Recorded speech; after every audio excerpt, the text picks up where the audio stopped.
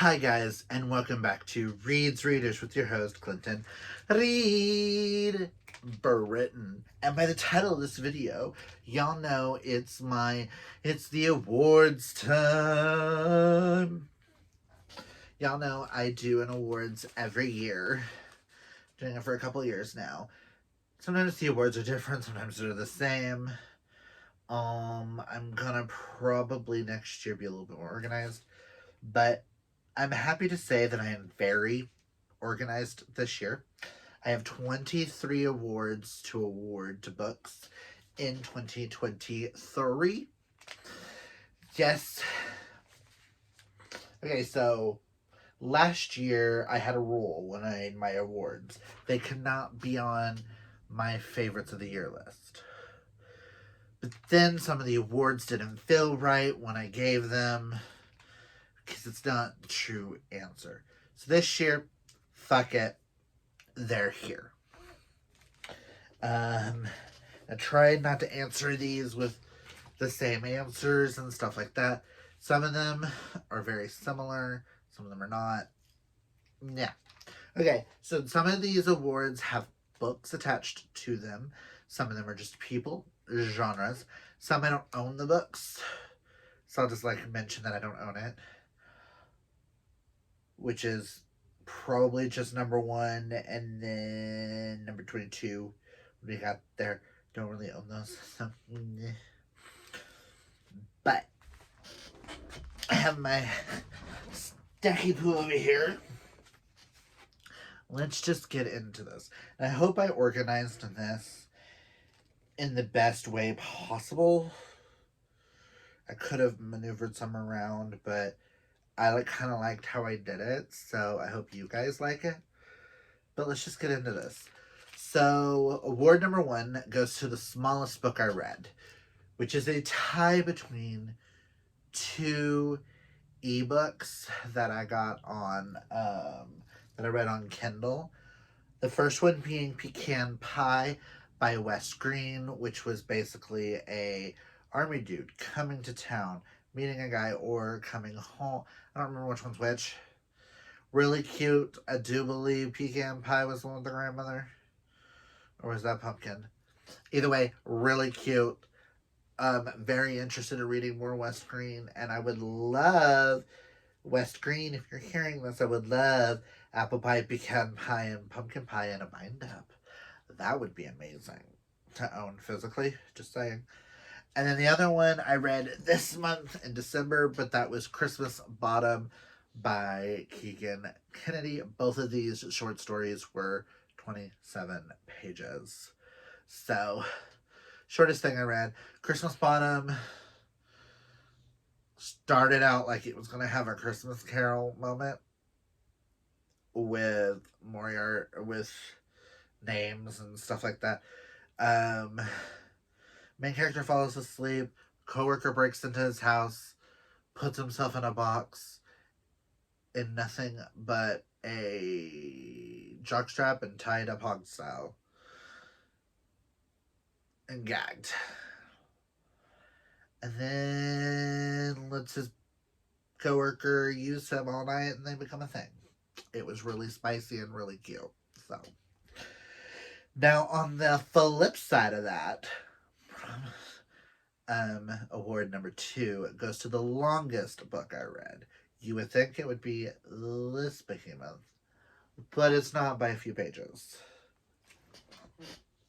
The longest book I read in 2023 is Pucking Around by Emily Rath, which comes in a whopping 756 pages of male, female hockey romance. Ugh. And I fucking love this. Y'all heard me talk about this, and y'all should have seen. If you haven't, go back and watch the beginning of these videos. But y'all should have seen favorite couples video. This was in it.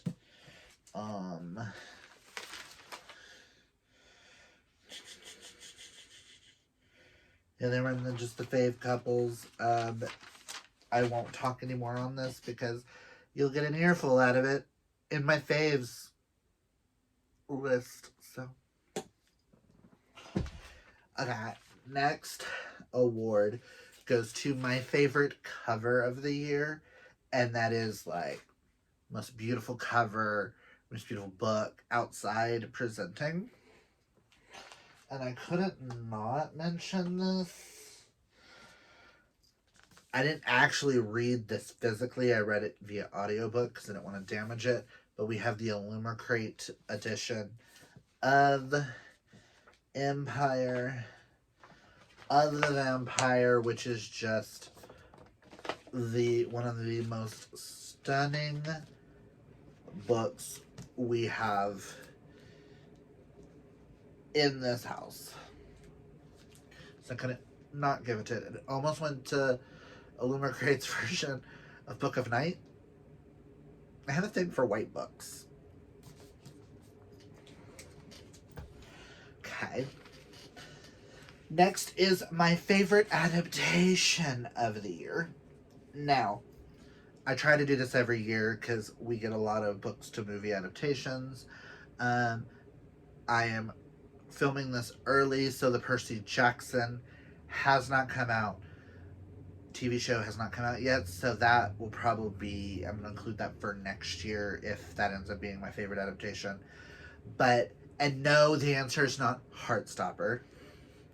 I have to go with the one that I've watched the most, and I'm pretty sure since this movie has come out, I have now since watched it 72 times, because I just put it in the background sometimes when I'm working in different scenes and stuff like that. So that has to go with my favorite book of all time as well, Red, White, and Royal Blue. I love the adaptation. First time I watched it, I was like, I don't know if I'm feeling this because they changed too much. And then I watched it again and I was like, oh my god, I love it. And then the more I watch it, the more I love it. It's Alex and Henry. You can't go wrong. This is the adaptation cover, so that's why I thought I'd show it. But yes, Red, White, and Royal Blue would be my favorite adaptation of the year. Next, we have my favorite reread of the year. I reread quite a bit during my birthday month. Granted, I did not read this during that. And I'm going to preference, yes, I read Red, White, and Royal Blue. Yes, I read Heartstopper. But this one, I reread with the Thrills and Chills book club with Dana and Nikki, which I'll link them down below. But we read Clown in a Cornfield together, and this just, oh my god. I had the best time with the discussion and talking to everybody about this book. Me and Nikki have loved this book, and we were so excited for the reread. Loved getting to hear Dana's thoughts, predictions, and I cannot wait to continue with number 2. Yes, I know Nikki said number 2 wasn't as good, but I'm still kind of curious. But this was my favorite reread, solely for the fact of the discussions we had. Now, granted, I also had discussions with the next reread that I'll be talking about. But my favorite buddy read of the year, I don't have book 1 on me currently because my mother has it. So I'll show up book 2. But my favorite buddy reads of the year go to 2 separate series. One going to the Hades series. I don't own it physically, so I don't have a copy to show. But I buddy read that with Kaylani and Karina and had a blast with that series. But I also had a blast with Alicia and Hope and sometimes Morgan discussing the Crave Along series, and we got so many people to read Crave. This is the only place in any of these videos you're going to hear me talk about Crave. Yes, I loved Cherish, but I've read quite a bit this year, and Cherish kind of got knocked down the list. But absolutely loved this series, loved the discussions, loved getting to talk to Alicia and Hope about this each month. Whether or not I got to go to the live show or not because of life, we all know how life is. We read this during a time life was lifing at the time, so live shows were really hard.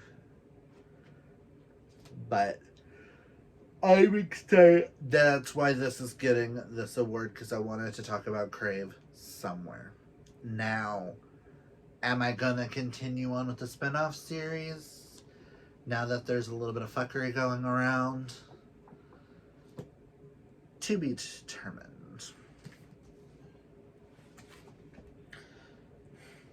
Okay. And then, speaking of Hope, the best Ba book. If you don't know what Ba is, Hope and myself host the Book Addicts Anonymous book club where we read Mama romance each month. And I have to give the best Ba book has to go to Of Sunlight and Stardust by Riley Hart and Christina Lee, which we got to interview them and talk about and dissect this amazing story, which I've had for a couple of Christmases now and finally got to. But thank you, Karina, for gifting this to me. But this is also probably one of my biggest accomplishments on my channel this year, was getting to interview Riley and Christina. I'm gonna place it in, because I didn't write this one down, but I know you guys know I used to be a part of the season-a-thon, readathons. My favorite book I read that would be not Love Hypothesis by her, Love Theoretically by Ali Hazelwood, even though I didn't get to go to the live show because of life. But yes, best Ba book goes to Riley Hart and Christina Lee. Freaking love this. I will talk more about this probably in another video. The coziest book, number 8. Almost went to Legends and Lattes, but when I think cozy, I immediately went cozy romance, and I went small town, holiday, baking, single mom, second chance, romance by a fave author of mine. So I have to give the coziest romance to Mom Com by Adriana Mather. Nothing else fit this more than this. If you like Gilmore Girls and you want a book with like a Gilmore Girls-esque vibe, set in a Gilmore Girls-esque town, set in the holidays, the second chance romance, single mom, listen, this will warm your heart and you will love it forever. I'm going to bring you just a hair closer.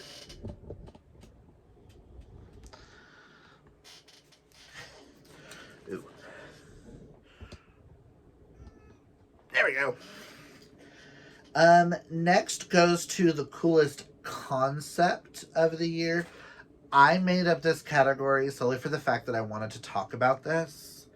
But in the Soulbound series, in this particular edition, this is book number 5 in the series.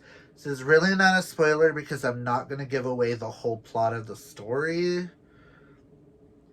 But I'm going to have to state the coolest concept I read all year goes to the necromancers in Paris. And if you know anything about Paris, you know about the catacombs and the dead that are underneath the City of Love.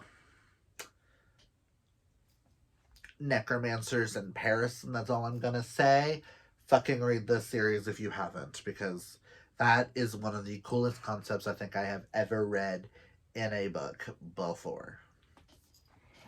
Um, my biggest accomplishment I'm giving myself on this channel is for finally catching up on the Mercy Thompson series. I am fully caught up. I am finally started the Alpha and Omega series, which is my next goal, and then I'm going to read the little graphic novels. So that when the next two books, the next Mercy comes out and the next Alpha and Omega book comes out, I can read them in tandem. Like you're supposed to. Like back when Angel and Buffy were on television, you were supposed to like watch an episode of Angel and then watch that episode of Buffy, then watch that episode of Angel and then watch that episode of Buffy, or vice versa. That's what you're supposed to do with this. But I've been reading this series since 2011. I am finally caught up, and I am so happy about that. That is why that's my biggest accomplishment. My favorite character of the year goes to a tie between two people. I've already mentioned the Soulbound series, so I'll mention him first, and that is Wade, my shape-shifting dragon, who can eat you out of house and home. And then Lennon, my golden retriever sports reporter. When I think my favorite characters of the year, these are the first two that pop in my head. Just all the yes.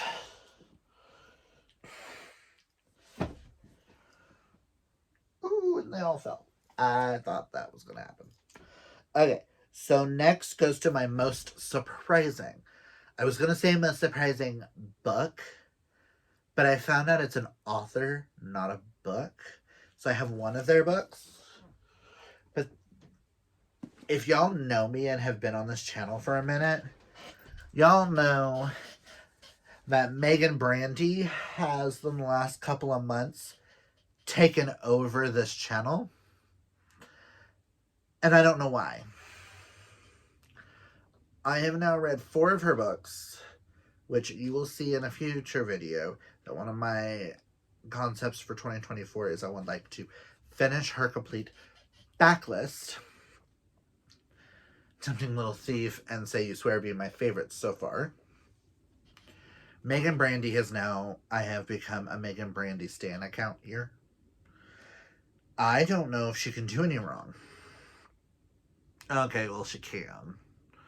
Because the little Christmas novella didn't really care for it, but no one already saved that. But I am obsessed. Megan Brandy comes out with a new book. I'm going to buy it regardless. Now time to read all the backlists so that I can connect all the characters. Next is my most read author of the year. That goes to Mr. Max Walker. I have read 15 of his books this year. I have completed 4 of his series. I have completed Stonewall Investigations. I have completed Stonewall Investigations Blue Creek. I have completed Stonewall Investigations Miami. And I have now completed the Book Club Boys series as well. And I cannot wait for the day that I have read all of his backlist and I can give y'all my entire thoughts on him. I was going to make him one of my authors for next year, but his being nothing but series, I'm going to do like a series a year. At least if I can squeeze in more, I will. But instead of him, I chose Tal because I wanted more variety. If you're looking for an author that is really good with queer romantic suspense books, Max Walker is your guy. I know I have the Gold something Brothers series, the Gold Brothers series. I have his Hospital series, the Rainbow Seven duology, and his new Dragon book to get to. So, who knows? I might complete Max Walker in 2024 as well. Who knows? Depends. Next is my most read genre of the year. I'm combining regular romance and Mel romance because they were neck and neck, but just romance in general has been the most I've read this entire year. I can't tell you how many. When I do if I do a stats video in January, I might go, this is how many romances I've read, if I remember. But as of right now, yeah. Okay, now we're gonna get into my categories and my best romance of the year, which I cannot stop screaming about, and that is Say You Swear by Megan Brandy. I am not going to talk about it here. You'll have to watch my best of the year's list. I have talked about this book in almost every video, talked about it in my favorite couples, authors, surprising. This is on my faves list. Listen, I won't shut up about this book, so I'm going to shut up now.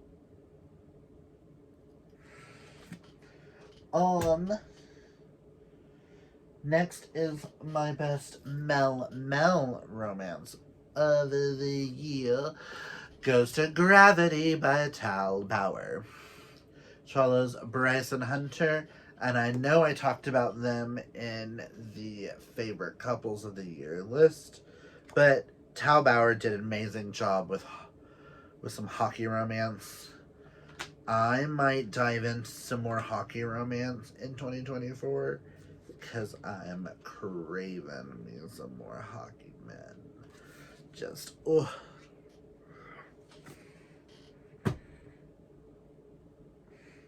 Next is the best thriller / horror type book that I read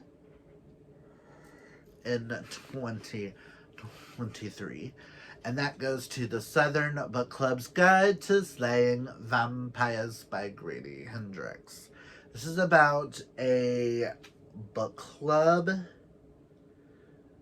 where they introduce a man to the book club, and then one of the characters start to wonder if maybe he might be a vampire.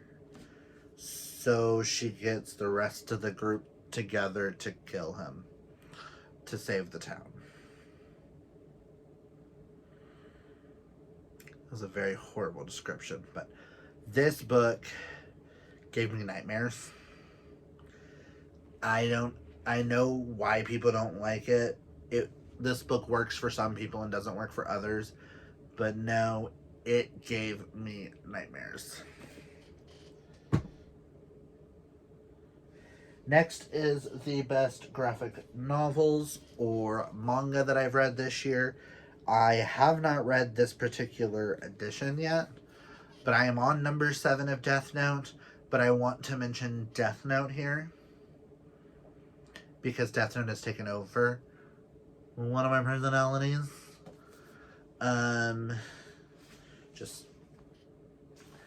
I would be completed with Death Note by now if it wasn't for the fact that physically reading has gone downhill a little. My wrists have been hurting a lot lately, so if you're not on my Kindle or you're not an audiobook, physically reading you has gone downhill a little bit. But love Death Note. Next is my best YA novel of the year, and I am shocked this did not make my best of the year list, but that could also be because I've read so much this year. But my favorite YA novel period of the year has to go to Blood Debts by Terry J. Benton Walker, and I cannot wait for the sequel. Just think, queer New Orleans witches.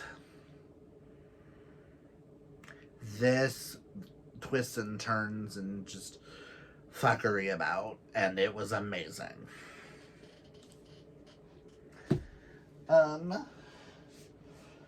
My best non-fiction of the year, non-fiction memoir autobiography, goes to Miss Memory Lane by Colton Haynes. I'm a huge Colton Haynes fan as an actor. He's one of my favorite actors. So I've been dying to read this, and Sterling gave it to me as an early Christmas present, and I devoured the audiobook the very next day, and I am obsessed. There are things in here I did not know about Colton, and it just makes me want to hug him. If you don't know who Colton Haynes is best known for playing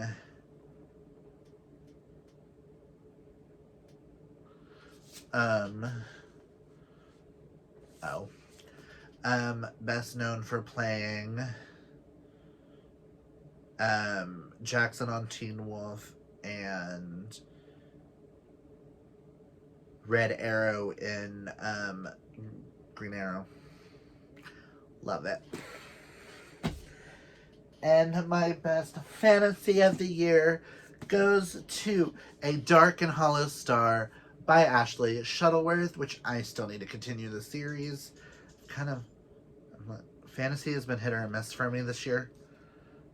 And I've been DNFing a lot of fantasy because I know it's a me thing right now. But this follows 4 people: an ironborn half-fae, outcast of her royal family, a tempestuous fury exiled to Earth, a dutiful fae prince, and the prince's brooding guardian, as they basically try to save the world. And it's gay. Lesbian. Gays. Love it. Number 22 goes to my worst book of the year, and I have to give it to this one because I completed it as a buddy read for Season-a-thon, and that was one of the first books I read this year. And that goes to Hooked by Emily McIntyre. I hated that book. Peter Pan retellings are not always good for me, and that one fucking sucked. And then the last award goes to my best book of the year. Do you think I'm gonna say that here? Can you not guess what my favorite book of the year is? You're gonna have to wait a couple of videos for my favorite books of the years for that. Just like I do every year. Well, that's all I've got for you guys. If you like this video, hit that thumbs up. And if you're new, might as well hit that subscribe. Also, comment down below. Tell me, what did you think of the awards? Is there any answers that you would give to some of these? Were there any on here that you were surprised that I said? Let me know. Did I convince you to read any of them? Let me know. And until next time, guys, always be fabulously yourself. Bye.